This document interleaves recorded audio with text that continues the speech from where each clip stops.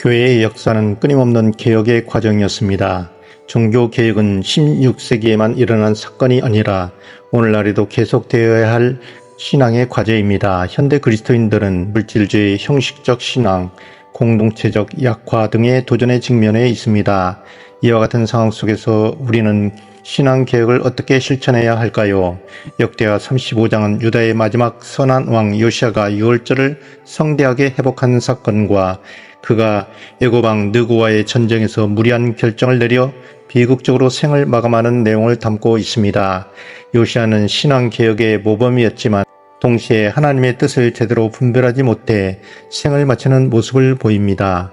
이는 오늘날 현대 그리스도인에게도 중요한 교훈을 주고 있습니다. 우리는 어떻게 신앙을 개혁하고 하나님의 뜻을 분별하며 살아갈 수 있을까요? 첫째, 신앙 개혁과 예배 회복. 요시야는 율법에 기록된 대로 유월절을 지키며 신앙을 개혁했습니다. 그는 단순히 명목상의 개혁을 한 것이 아니라 적극적으로 백성을 이끌고 자신도 모범을 보이며 온전한 예배를 회복했습니다. 특히 그는 레위인과 제사장에게 맡은 역할을 다하도록 독려하고 백성들이 예배에 참여할 수 있도록 물질적인 지원까지 아끼지 않았습니다. 오늘날 많은 그리스도인들은 예배를 단순한 형식이나 의무로 여기기 쉽습니다. 하지만 요시야가 보여준 신앙개혁은 단순한 전통의 회복이 아니라 마음을 다해 하나님께 나아가는 예배였습니다. 현대 교회에서도 형식적인 예배가 아니라 하나님과의 깊은 만남이 이루어지는 살아있는 예배가 회복되어야 합니다. 또한 요시야가 백성들의 예배에 참여할 수 있도록 돕고 지원한 것처럼 교회 공동체 역시 서로를 돌아보고 함께 신앙을 세워나가야 합니다. 두 번째, 하나님의 뜻을 분별하는 지혜입니다. 요시야는 애굽왕 느고와의 전쟁에서 하나님의 뜻을 제대로 분별하지 못했습니다. 느고는 하나님께서 자신을 보내셨으니 방해하지 말라고 경고했지만 요시야는 이를 무시하고 나아갔습니다. 결국 그는 무기토에서 치명상을 입고 비극적으로 죽었습니다. 이 장면은 우리에게 신앙의 열심과 지혜로운 분별력이 함께해야 함을 가르쳐주고 있습니다. 요시야는 신앙적으로 헌신된 왕이었지만 하나님의 뜻을 듣고 분별하는 데 실패했습니다.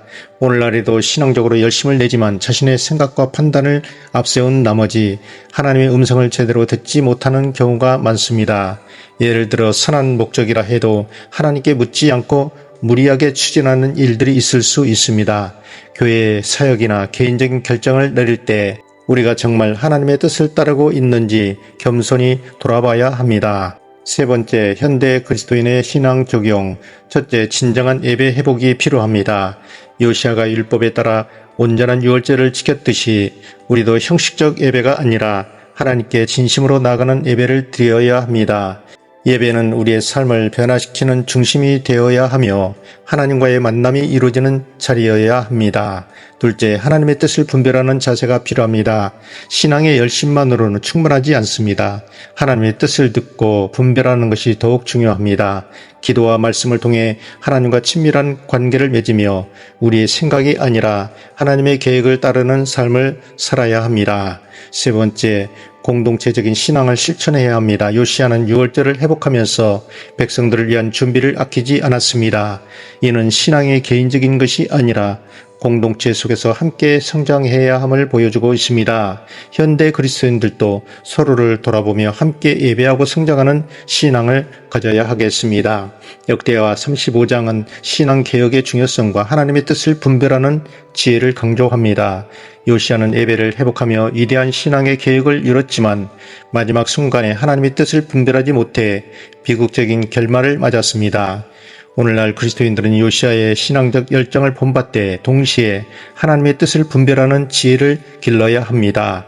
하나님 앞에서 겸손히 기도하며 온전한 예배와 바른 신앙을 실천하는 삶이 되시기를 주님의 이름으로 축원합니다. 아멘.